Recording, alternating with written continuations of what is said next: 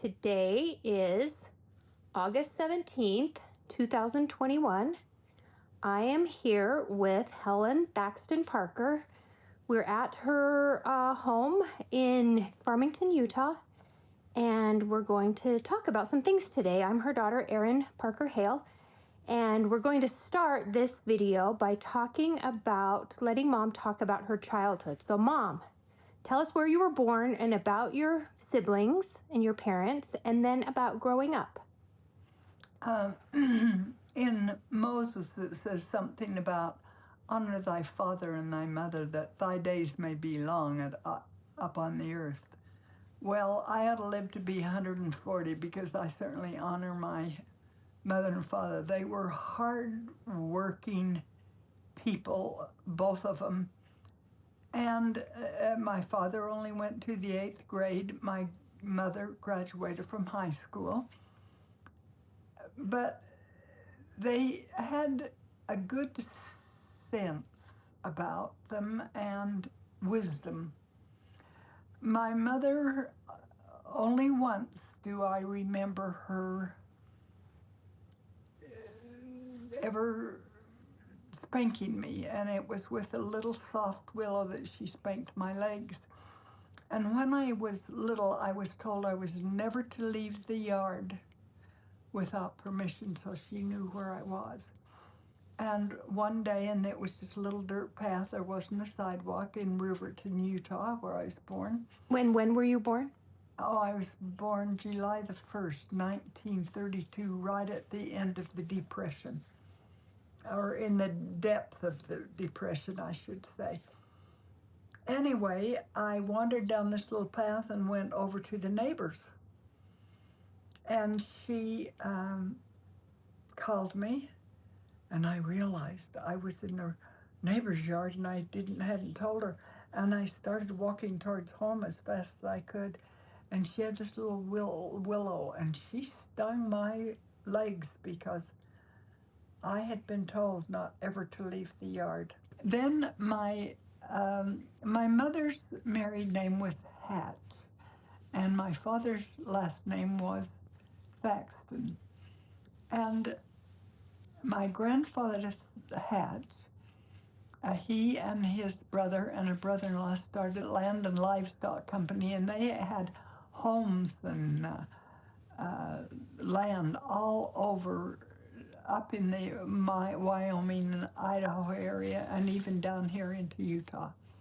My mother had a dumb ear and couldn't hear music. I mean, she just couldn't hear a tune, didn't recognize the difference in tunes.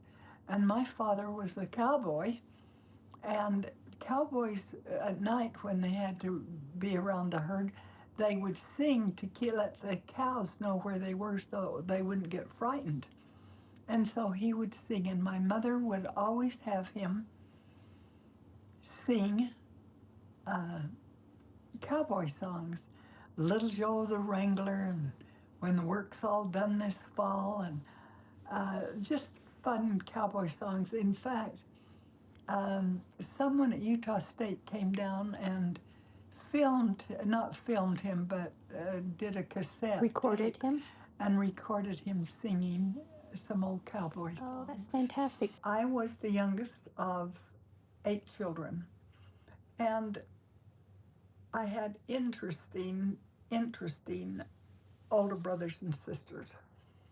My oldest brother's name was Jewel, and when he was 12 years old, my folks lived out on a ranch, and he got a terrible fever. And there was the doctor that had to come 50 miles on a dirt road. He was the only one in Wyoming that owned a car. So where in Wyoming did they live? This would have been in Ten Sleep, or out 15 miles outside of Ten Sleep. He lost his sight in this really bad fever. The fever burned the nerves in his eyes. He always had a little cobwebby seeing, and he could say, there's a window over there, isn't there? And there's a light on up there, isn't there? At any rate, as he got quite old, he lost all of his sight. My oldest daughter, sister, his name was Olive. She was named after her grandmother, Olive Thaxton, Olive Lemon Thaxton. And she was the first on either side of my family to graduate from college. And she graduated from BYU. The next sister's name was Adele. And she always lived in Riverton. I don't remember when she wasn't married or had her first little boy, whose name was Monty. And he was the oldest grandchild. Grandchild. Then came Georgia. And I have to tell you this fun little story about Georgia. Aaron's heard it, but I must tell it anyway. Georgia was everyone's favorite. Oh, Georgia was just a character that told all sorts of jokes and made people laugh, and she was just a sweetheart. Georgia used to tell this story. She said that it cost, well, let me go back a step. It cost $25 for a doctor to deliver a baby in those days. And there were no hospitals out there, and they were all born at home, and I was also. Anyway, all of my brothers and sisters were born out in Wyoming, but I was born in Riverton, Utah. Anyway, Georgia, when she was born, the doctor came to deliver her, and he said, "Oh, you're not far enough along, nearly. I have another lady that's much further along. I'll be back tomorrow." So the next day, he came back and delivered Georgia. And when my dad said, "How much do I owe you, doctor?" Because he'd come twice, 50 miles there and 50 miles back to his home to deliver her, and he said $75. Well, my dad had $25 saved, but not 75. And Grandpa Hatch happened to be there, and he said, "I'll give you $50. You can just pay me back when you can." So Georgia used to say, "I was worth 3 times as much as any of the rest of you, and Helen was only worth a stinking little wiener pig." Because in the Depression, no one had money per se. They bartered and traded things, and so the doctor was paid a little pig when I was born. The next one in the family was Jacqueline. And she went by Jackie mainly, but it was Jacqueline. And she was a kind of a fighter and quite athletic and so on. And she married a man who was from Tennessee, and he was stationed at Camp Kearns. This was during World War II, right? This was during World War II. Mm-hmm. And he became a fighter pilot, a B-29 pilot over Tokyo, Japan. And he would fly from Saipan to Tokyo. And there were only 2 men that had more flights over Tokyo during World War II than he did, and one of them was killed before the war was over. He married this Tennessee boy, and we just loved him. Only Georgia had met him. None of the rest of us had met him.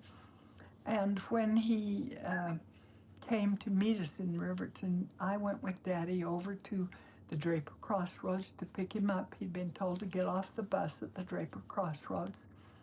And he got off, and he was in his full second lieutenant or captain, I can't remember then, uniform, but he just was a special man for the whole family. The next one, my next sibling, was Roberta. And I always wanted to be like Roberta more than anyone. I somehow had a respect and just liked how she behaved and liked how she acted. She was the drum majorette for the band in Riverton. A little sideline story that's quite interesting. Roberta married a man whose name was J. Allgood, And he always just went by Bun. Actually, his name should have been Cunningham, because his father's name was Cunningham, but he was born before his father. His father died before he was born. And so his mother, a year or so later, married an Allgood, and he always went by Allgood instead of Cunningham. Now, these two, Roberta and Jay, had 4 children, 3 girls and 1 boy. The children she had, one came to BYU, Idaho, it was called at the time. I think it was Rick's College at the Rick's time. College then. Yeah. And she came to go to school there and was killed in a bus accident. And this is which one you're talking about? I'm talking about Roberta. No, but which of her daughters? This was her daughter, her second daughter, named Jadalyn. Right. And Jadalyn was killed in a car accident while she was at Rick's College. And then the next one was Jordan. And just to mention a little bit about Jordan, he was a wonderful young man, and he always had a smile on his face. And he owned down in St. George. Later on in his life, he'd been a bishop and a bishop's counselor and on a high council and all. But he owned a rare coin store. And a man came into that rare coin store and shot him, killed him. Jordan was a young man who always had this smile on his face. In fact, at his funeral in his casket, he almost had a little bit of a smile on his face, and his wife stood there by the casket and she said, "Jordan, wipe that smile off your face. This is really serious." And she died not too long after that. But anyway, after Jordan, they had a daughter named Nika. And Nika and her husband both graduated from BYU and went on to Princeton. I think he actually He graduated somewhere else. Mm-hmm. I think he graduated from UCLA. Or Stanford. I think it was UCLA. Okay. Anyway, excuse me, he graduated from someplace else and she graduated from BYU.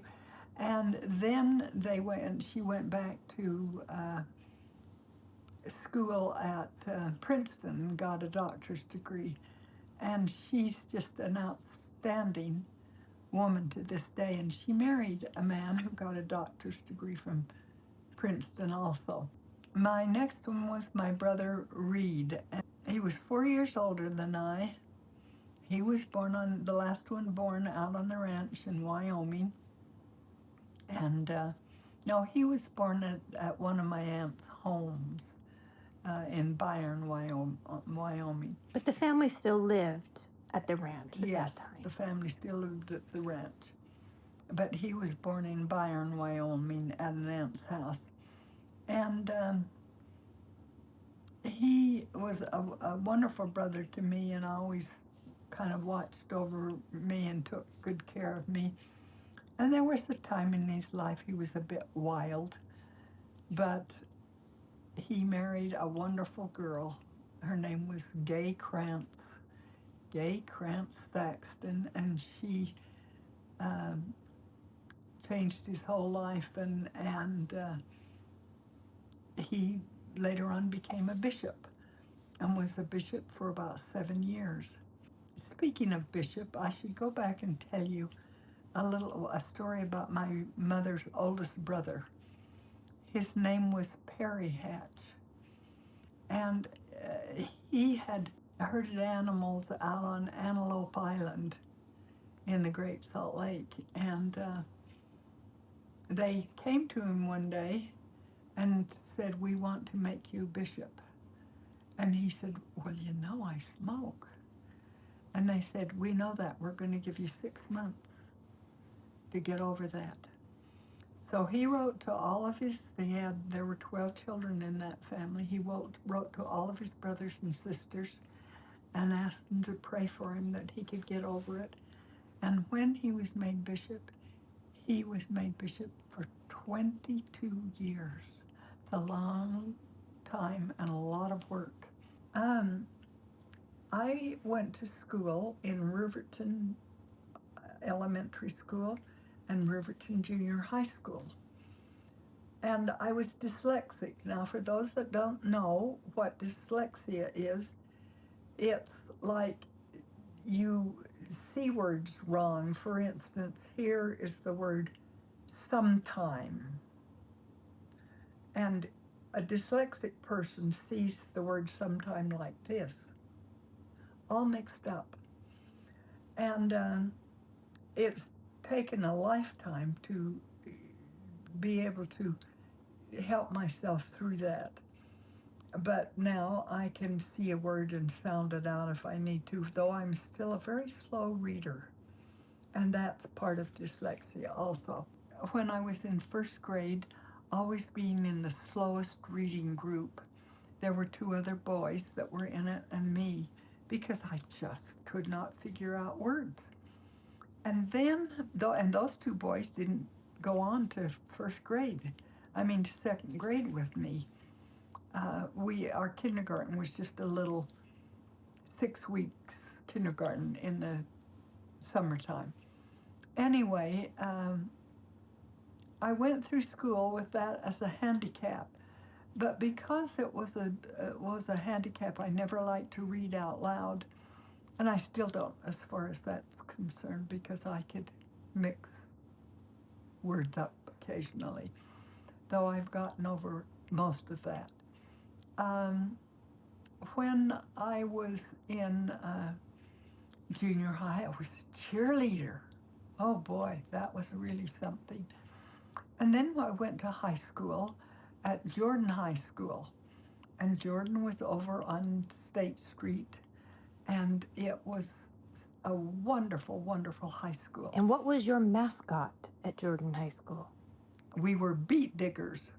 It was a beet hook, which most of you won't know what it is, but it's kind of a little knife that has a hook on the end to pick up a beet, and then you chop the leaves off the top, just drop the things, and then you go pick them up. And every year they would have beet vacation at Jordan High School, where the kids went and worked in the beet fields and gathered the beets. And there was a sugar factory in West Jordan, and they'd take the beets down to West Jordan and refine them into sugar.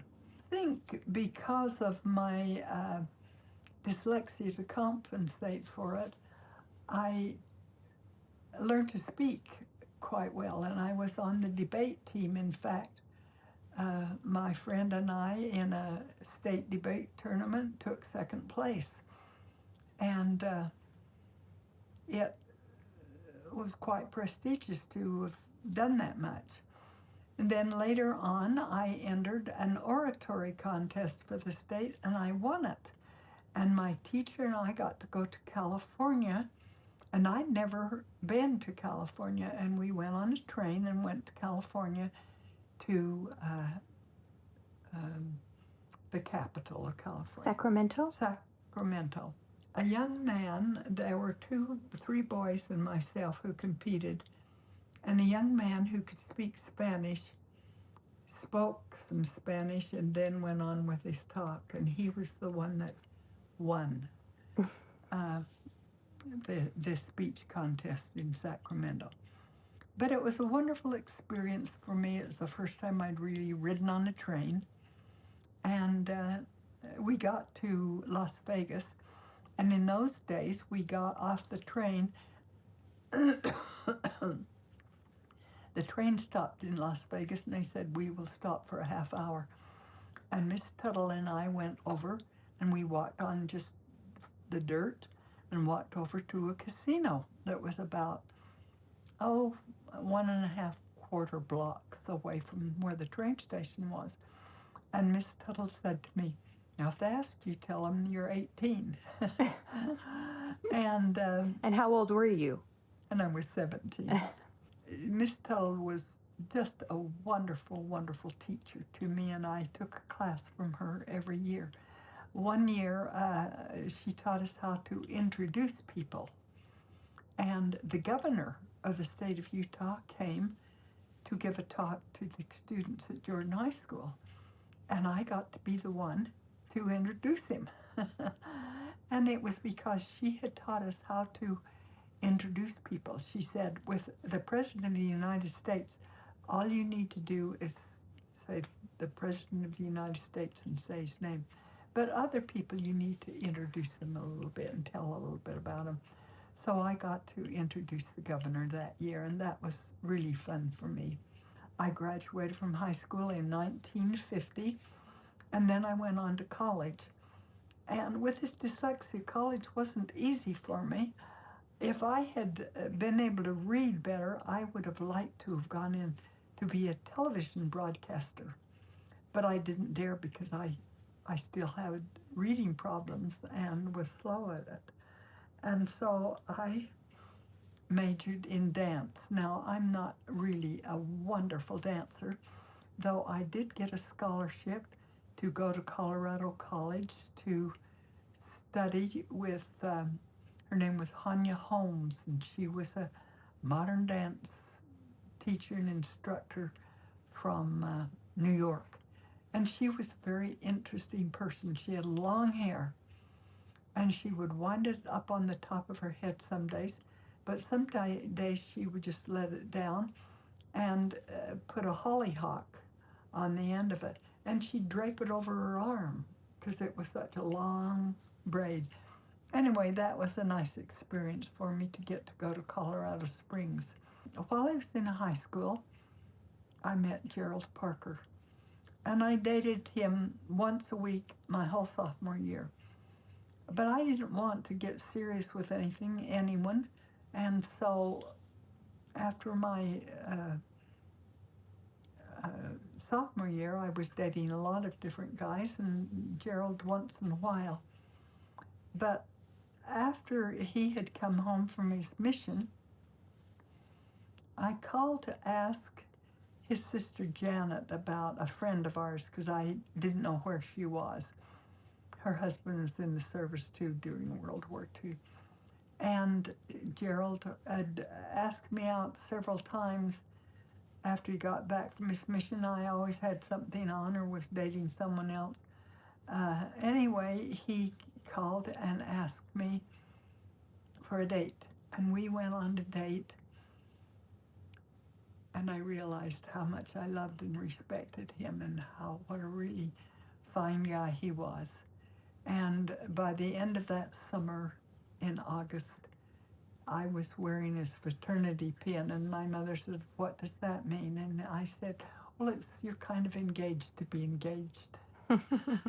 And he wanted to give me an engagement ring, but I knew very good and well that he'd only been home from his mission 6 months, and he was spending most of the money he was making. He was a journeyman plasterer, and he'd plaster with his father, but I knew he was spending all that money to go to BYU. And so I talked him into not getting a fancy diamond and wedding ring, but we got gold bands that were just alike. And my brother-in-law, Bryce Thomas, George's husband, worked for a company that sold jewelry. He fixed watches for them. And he brought several rings, and we chose these wedding rings. And I wish I had mine now. I've given it to Kirk and Freya. I wish I had them to show you. But that wedding ring was on my fingers for 53 years, and then Gerald died of cancer. Okay, Mom, so you started majoring in dance, but you ended up as a teacher. So tell us how that happened. I actually got a composite major, and it was dance, education, and in those days, you could take a test, and if you passed the test, you could teach kindergarten. So I had years of teaching. I only taught dance 1 quarter in the state of Washington when Gerald was in the service. And then I taught first grade, and I taught in 2 junior highs, and then I started teaching kindergarten, and I just loved teaching kindergarten. And I enjoyed that so much that I stayed teaching in kindergarten for 16 years. So I taught school for 19 years, 1/2 year in Augusta, Georgia, 1/2 year in Riverton Elementary, and 1 year in the state of Washington. But I was president of the Relief Society. I was president of the MIA, and I was president even of the primary, and I didn't know anything I was doing about primary because I hadn't been in primary since I was a kid in primary myself. My mother was a woman that didn't criticize anyone. She'd always say things like, they're doing the very best they can. Gerald and I were going to get married when I graduated in June, when I graduated from the University of Utah. And then he was drafted into the Korean War, and he wanted to get married before he went. And so we decided we'd get married at Christmas time. Then my parents, because there weren't, unless you were 4F, you couldn't go on a mission. They were called on a mission. They called couples on a mission. My folks were called on a mission, and they were supposed to leave the day after Thanksgiving. And where was their call to? Southern California. And I wanted them to be there, and so we moved the date up to getting married just after Thanksgiving. What was the actual date of your wedding? November the 23rd, 1953. November 27th, 1953. All right. I had to be correct. I just know that because it's my birthday. Okay, that's right, it is. Anyway,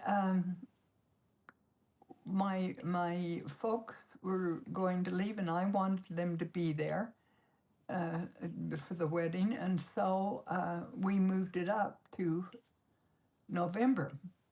Now, Gerald's uncle was the president of the Salt Lake Temple at the time, and the temple closes the day before Thanksgiving, and it stays closed over about a 4-day period.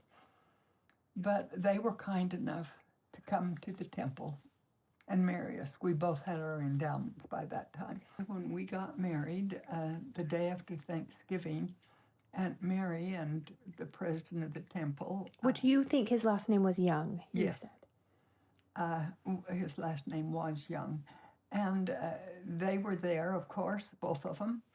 And Gerald and his mother and father, and my mother and father, and several of my siblings who had been through the temple at that time. I can't exactly tell you who, but they were there just for a sealing, just for our sealing. And it was a wonderful, wonderful, quiet day in the temple, and we just went to one of the sealing rooms, and we were sealed. It was a really, really sweet, sweet day. And then when I was married, I had my 5 sisters as my bridesmaid. In that day, it was very proper and quite popular to have wedding gowns be, they called them ballerina length. And so mine didn't go clear to the floor, and it was made out of white velvet, and some beading around it had come from my mother's wedding dress, and my sister-in-law, Gay, my brother Reed's wife, Gay Krantz Thaxton, made the dress. When I graduated from the University of Utah in June, my mother and father were away on a mission. My husband was in the Army, and so my sister Adele went with me to all the activities, and I appreciated her doing that and spending the day with me. So how long were you and Dad apart then? You got married, went on a honeymoon, and then when did he leave for the Army? We got married in November, at the end of November, and he went into the Army the end of March. Okay, so you had a few months there. Mm-hmm. And then how long were you apart while he was training? And we lived in Mom and Daddy's house. During those months, while they were on their mission. Mm-hmm. And you were in school. Uh-huh. Was Dad in school during that time? Mm-hmm. Okay. Mm-hmm. And then he left. And he left and went in the service, and George and Bryce moved over to Mom and Daddy's house, and I lived with them for a few months. April and May, Gerald was away in basic training, and then he came home, and he was assigned to a high-speed radio operator school in Augusta, Georgia. And we went back to live in Augusta, and I taught school there. It was the first time I taught school. I taught in 8th and 9th graders, and I taught Georgia history, and I'm sure they knew more Georgia history than I did. So, Mom, I'm thinking that you got there then 1954. Uh-huh. So it would have been 1954. So you started teaching there then that 1954-55 school year. Would that have been probably right? You probably started in August or September of 1954 teaching that year. Uh-huh. Mm-hmm. But I only taught a half year because he was only there for a half year. Okay. And I taught until we left to, he got through with his high-speed radio school, and we went to Tacoma, Washington. And there I taught in a junior high and a high school. And it was a wonderful opportunity. In the state of Washington, I thought their schools were more advanced, a long ways from what Georgia's were. And Georgia at that time was still kind of suffering from the Civil War. You wouldn't think that long after, but they were. One thing about Georgia that was interesting, the bus I rode to school on, I passed Black University. And there was a woman who always was dressed in a nice suit and carried a briefcase, and she was Black, and I assume she taught there. But she would get on the bus, and then if there was a place for her to sit, she would sit down. But it was the custom that if a white person came and you were the closest to the white section, the Black person had to get up and give you your seat. And so she was sitting down, and an old guy got on. I don't know if he was drunk or wheezy or what, but he just wallowed down the aisle, and he got to where she was, and he didn't even speak to her. He just said, "Ugh!" And she got up and stood and let him have the seat, because that's the way it was. Now, that was the year that they integrated all schools, Black and white, together. That was in 1954. So when you're in your class, did you have both Black and white children then? No, not back there then. Okay. But from then on. Oh, after that. I would have. Okay, so then you got to Washington. And the principal came in one day, and he just pounded his fist on my desk, and he said, "We'll never have integrated schools in Georgia." But, of course, they've had to now. Then we went to live in Washington, and we lived there. I lived there for a whole year and taught at Ording High School, and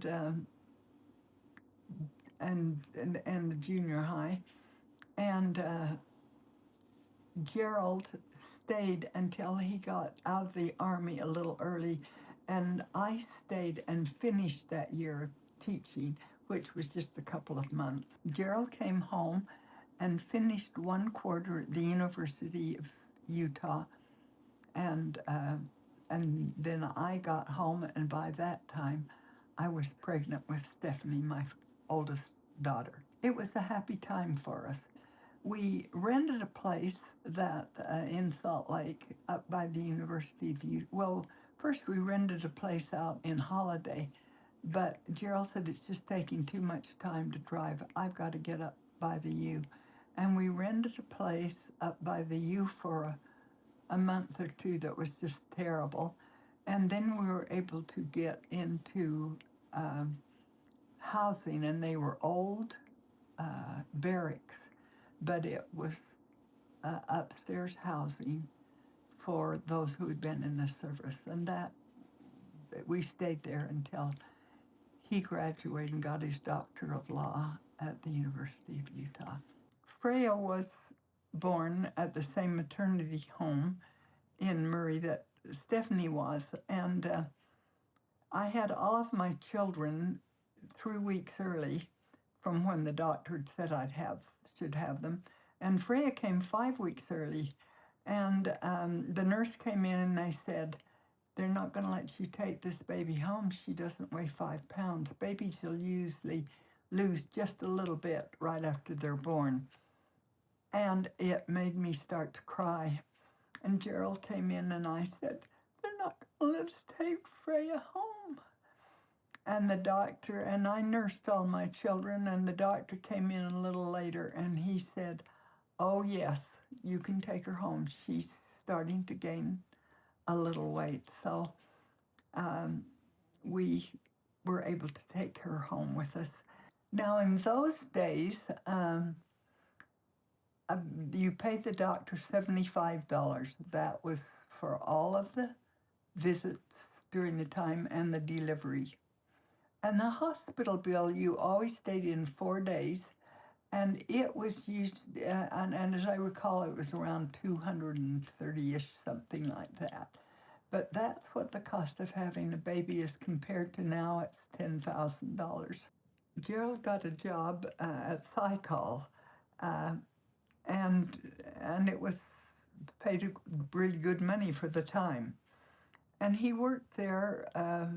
We tried to get a place in Brigham City, but couldn't get one, and ended up in South Ogden, as I've mentioned. And finally, he said, "I don't want to keep doing this." He was just going over legal documents for Thaxton.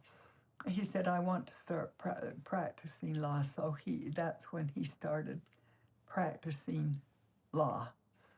And I went back to teaching school and taught a first grade, because when you start practicing law on your own, you can almost starve to death and have no insurance. And I had teacher's insurance when I worked, when I taught first grade in South Ogden, where we lived.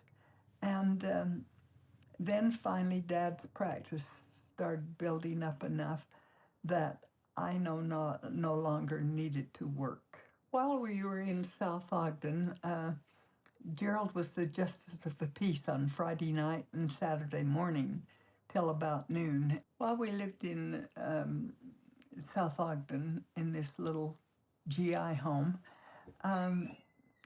Gerald was in the bishopric, and we enjoyed that very much. And then he enjoyed that very much. He was second counselor in the bishopric. And we finished off our basement. Geraldine was born when we lived in South Ogden. We lived there until she was at least 1. And then we heard about an old Eccles home over in East Ogden.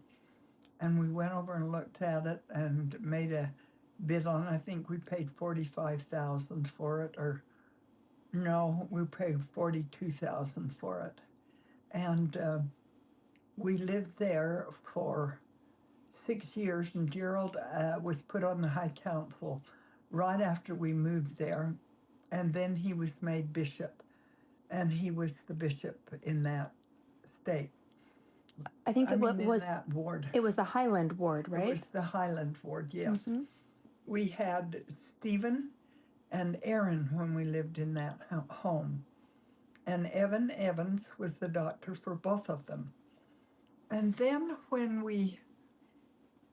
he'd been bishop for about going on 5 years, 4 or 5 years,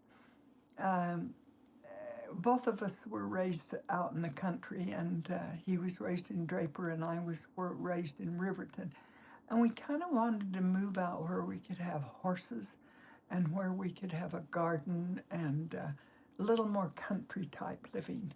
So then we found this home out in Pleasant View. And we lived there for 18 years. Our kids all went to Weber High School and graduated from Weber High School. Gerald was called to the college stake. Now that's clear across the valley over by Weber State. And he was called first as the Sunday school president, then he was put on the High Council, and about 6 months later he was called as the state president. A few months after we had moved to Pleasant View, I was called to be the Relief Society president. And that was a wonderful growing experience for me. One day he was a relative who called, and he was a principal. His name was Dr. John. Anyway, he called and asked me if I could possibly come and substitute in kindergarten for a week while this woman had a baby. And I started teaching kindergarten. And in those days, you just took a test to see if you could pass the kindergarten regulations. You didn't have an early childhood degree. And I had taken the test and passed that. And so I went to teach kindergarten. Well, I just loved that experience. You can just dump stuff into little kids that age head. If you say it, it's the gospel. They believe every word you say.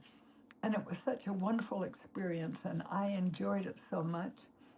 And every year when it was time for me to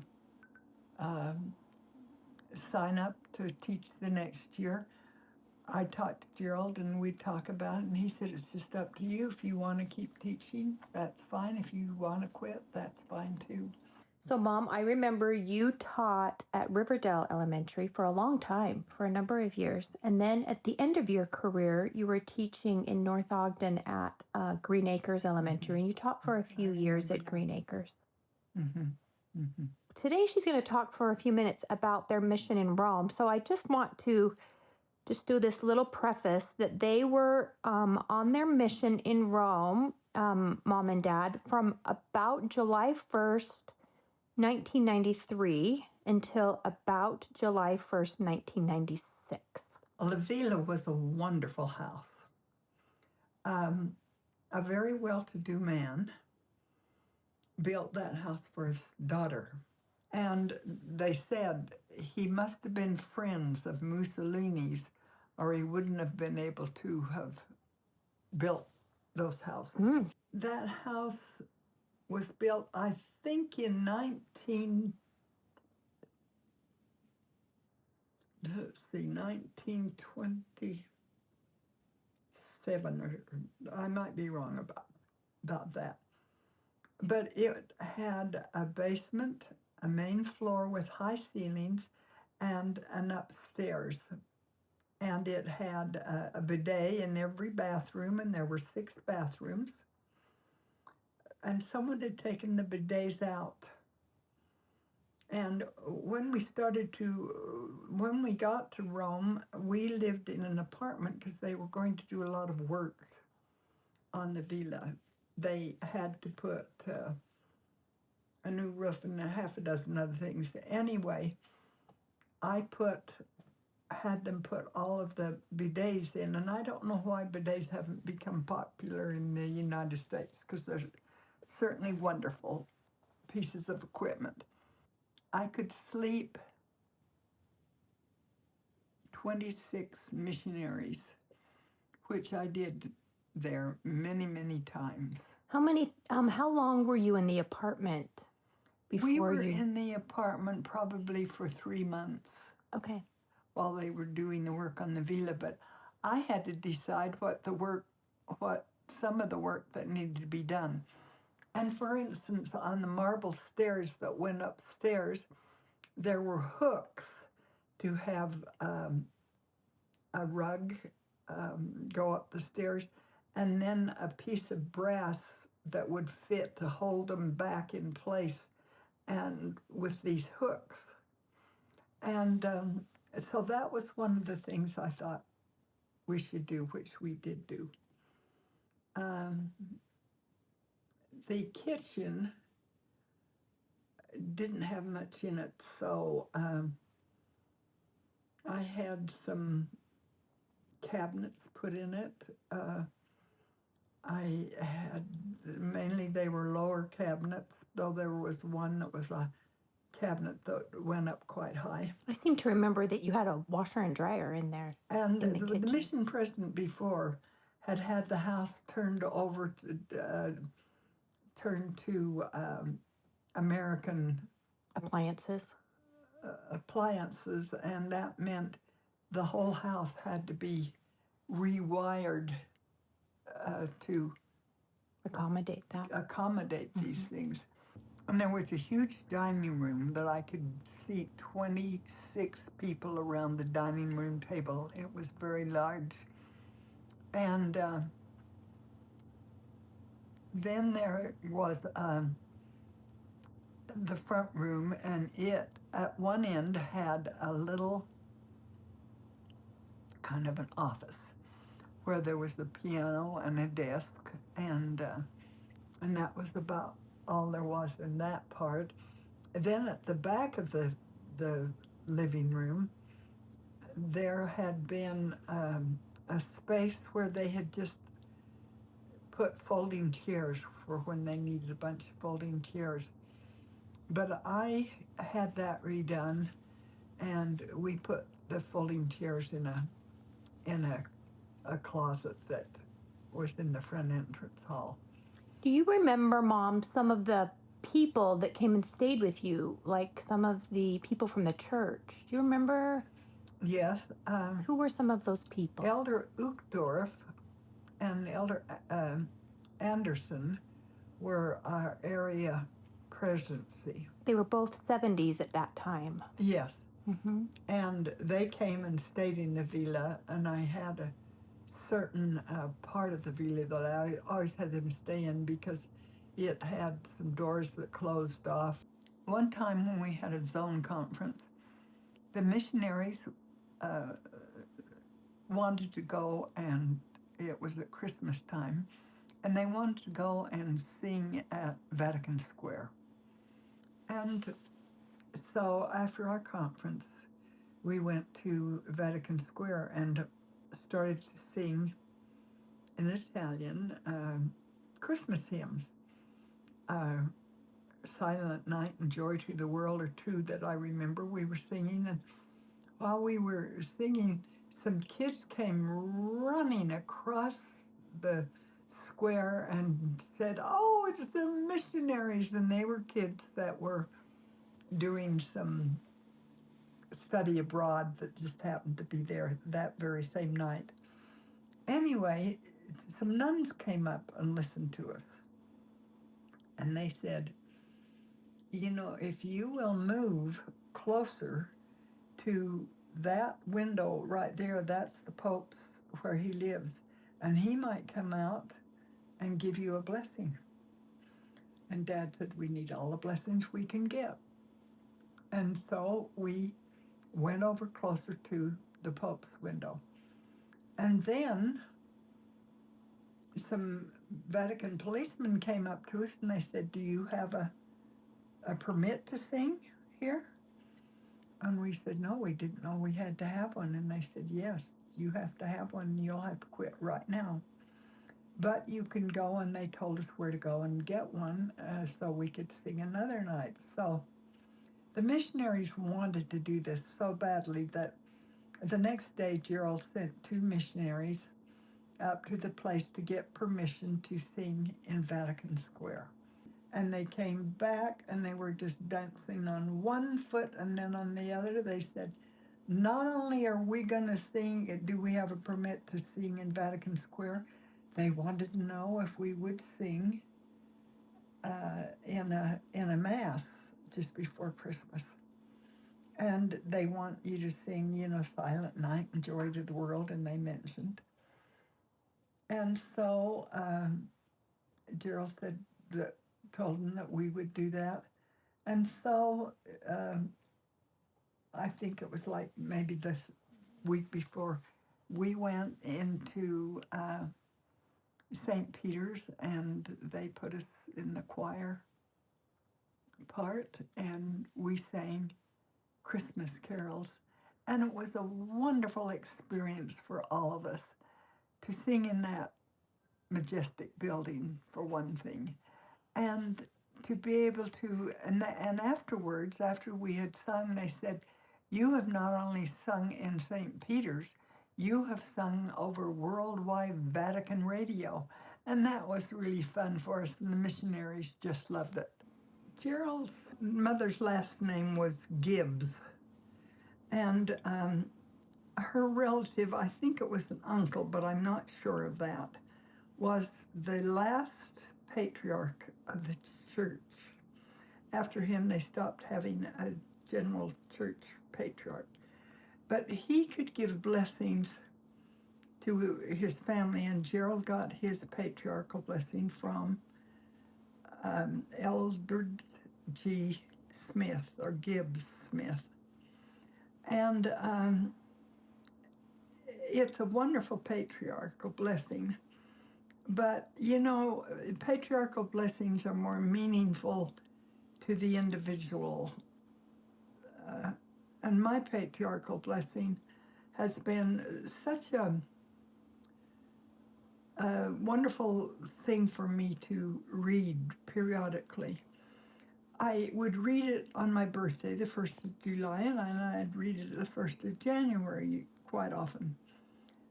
But I finally started, whenever I had a big decision to make, to read my patriarchal blessing and see if that helped me decide. And I found that it sometimes really guided me into a decision.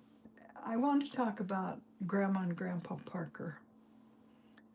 Grandma Parker's, I say, last name was Gibbs, and she was a hard-working woman in every way. Mom, I just want to clarify, when you say Grandma and Grandpa Parker, you're talking about Dad's parents, Yes. Clayton and Irene Parker. Yes. Mm-hmm.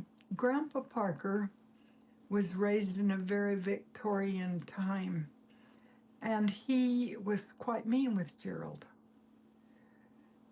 In fact, when Gerald started writing his history, he said, I hated my father. And I said, no, don't say you hated. You might say, I disliked my father because he would beat me for so many things. I mean, really beat him. For example, one time he didn't give enough mash, Grandpa said, to the chickens. Instead of just saying, go out and give the chickens some more mash, he beat him. And I mean, he beat him hard.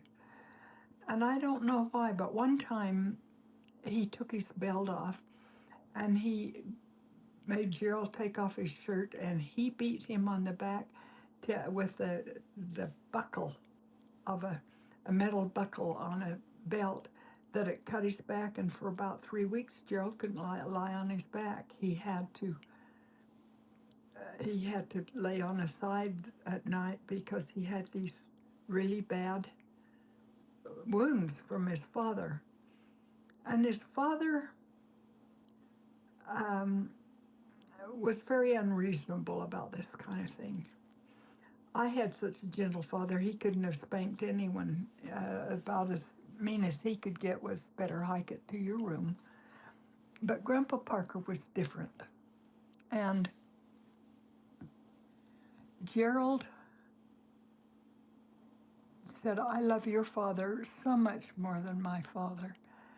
But I kept trying over the years to get him to feel like he could like his father, but it was really hard for him. Grandma Parker was such a hardworking woman. She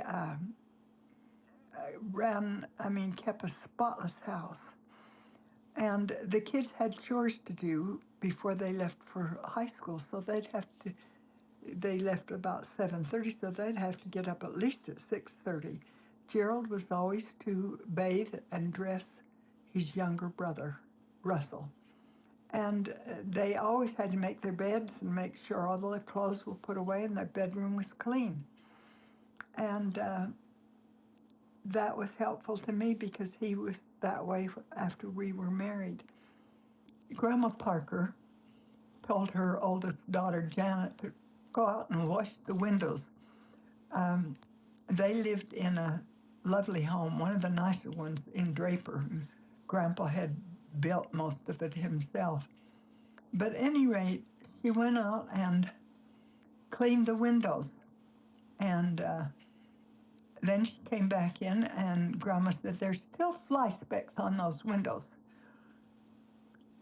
And she said, go out and clean them. And Janet said, oh, shit. And Grandma said, that's exactly what it is. Go out and clean it off. And she made her go clean the windows. She was a woman that kept an extremely tidy house, and everyone had their responsibilities in their own room, plus other things that they had to do. By the time the kids left for school, all the dishes were cleared off the table was wiped off.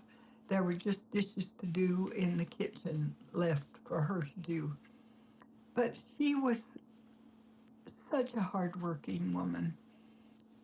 Sometimes we don't appreciate our mother-in-laws, but I learned to appreciate her a good deal. She was a fine, fine mother and a good grandmother and a wonderful, wonderful member of the church all her life. Grandpa Parker went into World War I when he was only 18 years old. And they just taught him how to clean a gun and shoot a gun, and that was all the training he got. And he was sent to the Argonne forests, which was one of the main battles. Tom and Stephanie have been there. He went through trenches, but mainly he went over a river, and it was, many men were killed trying to cross this river. And Grandpa, thankfully, wasn't. But he was a man that seemed to always like me and appreciate me. And I could feel it and I could tell it. And he seemed to be, he'd ask my opinion of things. And he was very, very good to me, always, as Grandma was also. Gerald was always good to consult with me on a lot of things.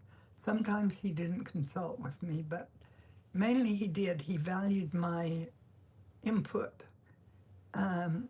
Occasionally, because it was something I didn't need to even hear of, he wouldn't talk to me about it. But when we were dating and he wanted a ring on my finger, I talked him into just getting these rings. They're just gold bands. And he had just been home from a mission about 6 months and had been going to BYU, and I knew he didn't have a lot of money to get any fancy ring. And so I talked him into just these gold bands. And I think that kind of started his appreciation. We each paid $16 for these gold bands, 60 years plus years ago.